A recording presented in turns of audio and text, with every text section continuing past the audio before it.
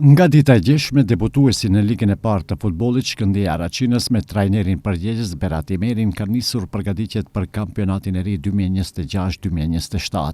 Në grumbullimin e parë të pranishëm ishin futbollistët që kanë vazhduar kontratat me ekipin, por edhe disa futbollistë të rinj.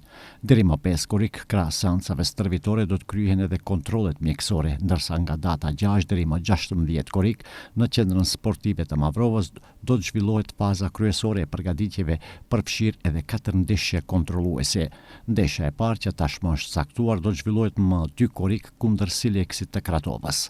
Sa i përket lëvizjeve të futbollistëve, deri tani ekipi ka publikuar disa përforcime.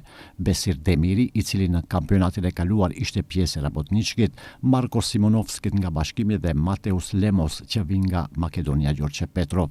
Ndërsa nga ekipi deri tani janë larguar Zani Nazifi, Arsim Lamallari dhe Amir Nuhiu. Drejtuesit e Shkëndijës Araçinës janë në kërkim të përforcimeve të reja. Kampionati i ri në ligën e parë starton më 25 korrik, ku Araçinasit janë mysafir të Struga Trimlum.